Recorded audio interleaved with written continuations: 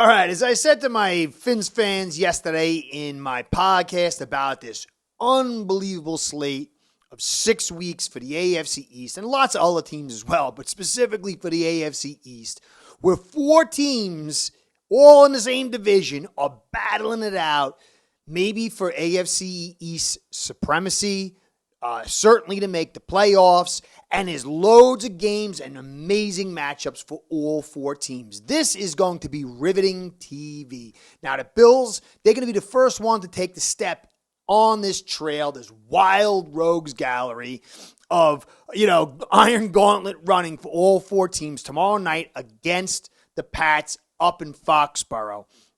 So I want to detail the situation now for the Bills going through these 6 games and really what the critical games are, what they need to do to get to where they want to go. Now, for my Dolphins, for the Patriots, for the Jets, they want to make the playoffs. And making the playoffs and having a little bit of success, that's a big victory, especially for my Dolphins and the Jets, because it's been so long since we've had a great deal of success. Patriots, they had that amazing run. They got a little, easy ride a little bit from the fans. The Bills, they've had a lot of success for the last couple of years, but they are about the Super Bowl, getting that ring, getting the monkey off their back, and this is an absolutely critical period for them. And they have to do more than just have a little success. And there's a lot of pressure towards that. But I know things haven't gone really great for them as of late. They got issue with Dawkins now. Vaughn's not going to be in either. Both will be back next week. But I still think that everything is open for them as well as these 4 other teams. I know people aren't too hot on the Patriots, but I still think they're a tough team. And they could be one of those pain-in-the-neck teams to really stick it to you one way or the other. And the Jets with White, I think they're a dark horse to be very troubling for the top 2, which is the Finns and the Bills. So this is very exciting. So I'm going to get into the Bills situation right now. Right after I say thank you for stopping by. I want to give you guys a shout-out and a shout-out to A-Spread, my sponsor, because without you and without them, this show ain't going down. Ace Per Head's betting software is the premier white label platform for bookies to manage their players and grow their sportsbook operation. Click the link in the description below to get set up in minutes. Ask for the Curtis promo and get a special introductory discount. The Bills right now are 0-2 in the division, 5-2 in the conference, but they have the most meat on the table with which they can take to really put themselves in a situation to be on top. So while the Dolphins and the Bills had the edge over the Jets and the Patriots, and the Dolphins are in the best position, the Dolphins have the hardest schedule, in my opinion. They have 3 tough games, and all 3 are on the road. And when I mean tough games that is, it looks like they're probably going to have to battle for the very end to get the win, or it's going to be a real struggle for them to get. They have San Fran in San Fran. They have you guys up in Buffalo, and then they have the Patriots up in New England. Those are 3 tough games. Where the Bills, they have 2 tough games. They've got to go play the Patriots tomorrow night, and then they got to go to Cincinnati. The other games they could lose, but it's in their house or it's a lesser team. So the Bills do have the edge if they go and make their own destiny over these other teams. So we'll see how it plays out. Take a look at this graphic, and you can see the net point differential, where the Bills are clearly in the lead by 110 points. That means how much did you give up and how much did you create, the differential. Now, my Dolphins, to give them a little thing, that 2 was out 3 games, and that really made a big difference. But still, you guys have the edge, and Finn's doctor also showed the recent last 5 or 6 games. And the Dolphins were plus 41, and the Bills plus 19. And that is relevant, even though it's a short term, because it's right now and heading into this final 6 games. So it's the most recent and relevant. But still, I think that both the Bills' offense and the Finns' offense are extremely potent. Jets and the Patriots, not so much, but their defenses are ferocious. And you can see here, the Bills and the Dolphins both had the best home record, which is going to play out big, especially for the Bills that have a bunch of home critical games. Dolphins a little bit to a lesser extent because they only have 2. And on the road, you can see the Jets. They're a really good road team, and this could be a problem because they play the Bills up in Buffalo. And, most teams are really, really going to struggle up in Buffalo, but Jets are one of the teams that might not struggle as much because they are such a good defense and a run game. So that's going to make that game for you guys a little bit more difficult and interesting. And I talked about the division records over here, and tiebreakers is really where the Bills are behind the 8 ball a little bit if they don't take care of business. If they take care of the business, then they're going to be totally fine. But they're in an 0-2 hole, and if they win their next 4 division games, though, they're going to put themselves in a prime position and break most of the tie breakers. So let's go into the next graphic here, and you can see, you got Thursday night game, you got both implications of conference and division against the Patriots, and it's not going to be an easy game. Deion Dawkins, the left tackle, you guys left tackle, he's going to be out. Von's going to be out. Von hurts because he's great in run defense, but it doesn't hurt as much because this is not a passing team. They're likely going to run. But maybe things change. Dawkins does hurt because the Patriots have a ferocious pass rush and passing defense. It's going to be really interesting to see how that plays out. And then you got to travel. After you're rested, you're going to get extra 3 days rest, which is huge considering the injury to Von and Dawkins. And you're going to play the Jets at home. And I already spoke about the interesting side to that because the Jets are a much better team with White and a good road team. They have all the tools to play in bad weather. So that's going to be an interesting game. And again, that's going to have division and conference implications. And then you're going to come back. It's unscheduled when you're going to play the Dolphins. If this is 2 teams that are really vying for the championship, this might end up being a important primetime game, which would put it at night and make it a little more difficult for the arriving team, which is my Dolphins, who like to pass because as it gets towards the night, you get more wind, you get more cold. So this might actually put things in your favor, but I already think it's going to be in your favor. I love my Dolphins, and I know a lot of Dolphin fans are going to be unhappy when I'm saying this, but the advantage is strongly in the Bills side in this game. But this is another division and conference game with conference and division implications. That's 6 really critical stars in these 3 games. And how they play out is going to be a big piece to the puzzle of the Bills 2022 season. And then you go on the road against the Bears. They're scrappy. And we don't know if Fields is going to be in there, but I really feel good about the Bills' ability to beat the Bears on the road. To me, this is a very, very manageable game. As long as there's no injuries and external stuff, this should be a relatively smooth game. But then you got to go on the road again, and this is a conference implication game. And this is going to probably be the toughest game of this slate on the face of it. Bengals are boasting an excellent defense. They've got Burrow. They've got these, excellent receivers with Chase and all the rest. Now, I'm going to get into it a little bit more after this, but their offensive line is men's and men's, and Von, if he's still healthy, is going to play a major part along with Rousseau, who should be back as well. But that's going to be a tough, tough game. And then you end up,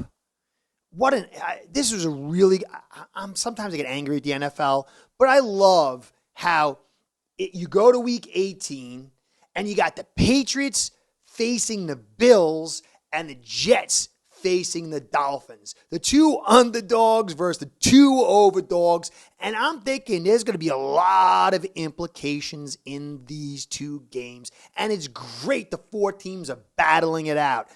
And it's very interesting that the overdogs, the Bills and the Dolphins, are at home, and the young upstarts, the Jets and the Patriots, are coming into their house This is going to be one amazing series of games. It's to be announced, but I hope they split it up. I hope it's like a 4 and a 1 because I really want to concentrate on both those live because it's going to be unbelievable. All right, so now what I did with my Dolphins too, I'm going to do it for you guys. I'm going to do a little flow chart and kind of show where the critical games are and how it can play out and where you have a little leeway and where it's going to get sticky if you don't make hay in this particular moment. So here's the layout again, and you got the little flow chart on the left, and it's just this game against the Patriots Thursday night. Clearly the Bills are a better roster than the Patriots, but division games are notoriously close, even when the talent levels are really far apart. But because Dawkins and Von's not in, you're going to be in their house, and they have a very potent defense, a very potent run game, and Bill is still excellent. This is going to be a tough game. Now, 9-3, 8-4, if you come out, whether it's to win or lose, it's not the end of the world. It does really hurt, though, tiebreakers, because you'll be 0-3 in a division, and that's going to demand that you actually win outright and have a full game ahead of the Patriots and maybe even some of these other teams. Now, you're going to play the Dolphins, and that can split it up and all that, but you don't want to lose this game to make it a little bit more sticky because it hurts you on the conference side and the division side. But this is a big one. If you can get this and get to 9-3, the rest of this flow chart is going to kind of get nice and smooth. But you do get rested. You come against the Jets at home. And I think if you do beat the Patriots, you're going to beat the Jets because they're very similar in a lot of ways. These two teams they have different techniques and schemes and philosophies, sort of. But the main philosophy is good defense, get after the quarterback, stop the run pretty much a good bit, and run the football and play smart passing. So if you find a way to beat the Patriots in their house, and then you got to come back against the Jets, and you're getting that influx of Dawkins, and you get an influx of Von, and you're getting that 10-day rest.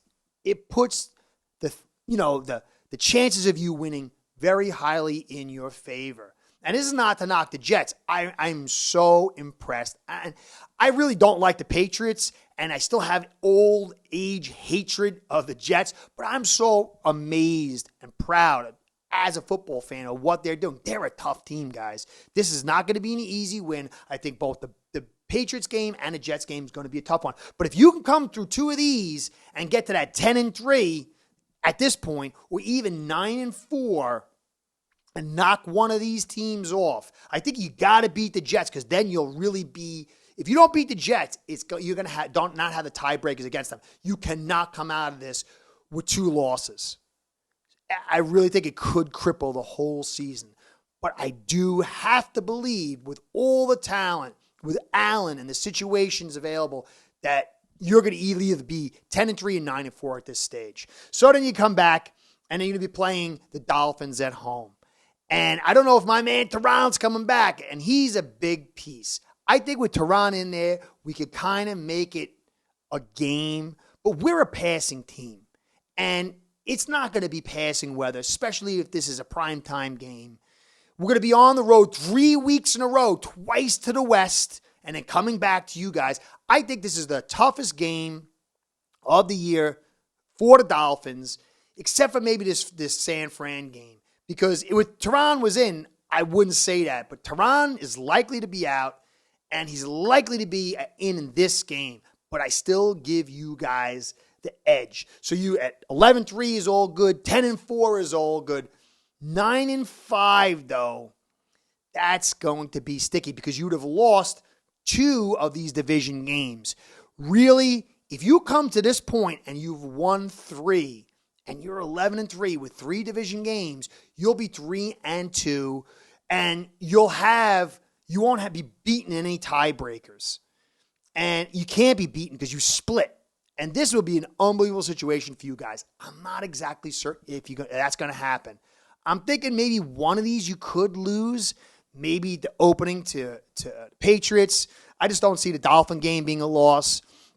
Not a knock on my Dolphins. It's just not a matchup situation. It doesn't work for what we want to do as well. Similar to when you guys played us in the Heat. And then you got to go from here, like I said, to the Bears. That's clearly a win. Obviously, 12-3. You've beaten 3 division opponents. You've got 2 games left. This would be an unbelievable situation. 11-4 would still be really good. If you lost, maybe, you can't really lose the Dolphin game. If you lose to the Dolphins and you don't got that tiebreaker, that's going to be terrible. That's going to be terrible. But you can kind of lose one to the Patriots and maybe split it later on, last game of the year. Can't really lose to the Jets. So I think you could maybe lose Thursday night and then win the next 3 and still be in an excellent situation. Then you got to go and you got to do the travel to the Bengals. And this one, I cannot predict at the stage. Too far ahead. There's injuries. But this is going to be one scrappy game. And I think you might end up losing this one. Not because you suck or anything like that. But the Bengals are a feisty team. The only thing I could say is if Vaughn is healthy enough to be who he is in the pass rush and he can get to Burrow. I really like what they're doing on defense, and I think they're close to what you guys are. Now, Trey White is getting himself healthy again, and maybe this team will come in really healthy. And I think a healthy Bills team is better than a Bengals team. But it's on the road, so that will be interesting. But 13-3, 12-4, 11-5, I think 10-6 is the absolute minimum to have anything really good happen for you. You've got to make the playoffs, obviously. And I think anything less, you're going to need 11 wins if you've lost a couple games along the way just to make the wild card. And then, of course, you come back week 18. We know the deal.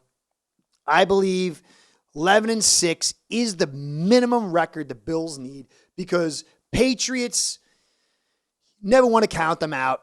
I think you got this game. I think unless something strange happens, unless the Patriots start coming together in a way that we really can't see at this point, and unless they've got some kind of tiebreaker edge, I think you're going to be in a great situation. But I do think this is a victory for you guys. And, I mean, right now, you're 8-3. And when I look at it, I see 4 or 5 wins here. I mean, if anything, if you guys get less than 4 or 5 wins, I think something went wrong. And I don't know how it's going to play out. I don't know if you're going to get the AFC East title. Because of this tiebreaker situation, it could become very dicey, If you got a same record as the Dolphins, but you lost one more division game or conference game. So this is really where you're at. I believe you have to win at least 4 of these 6. And I think you could drop one to the Bengals, and that's not a big deal. And maybe drop one to the Patriots Thursday night, but that's going to make it a lot harder. Good luck over these 6 games. Good luck tomorrow night. I'm going to be watching your game with 15 eyes on it. Slow-mo, rewind through the whole thing. It is as good as it gets, guys. So, Curtis saying thanks for staying to the end. I hope you enjoyed this little trip through your schedule. Good luck. See you soon. Catch you next time. Start building your own online sportsbook today by getting signed up with AceBread.com service that'll allow you to book action on sports from all around the world.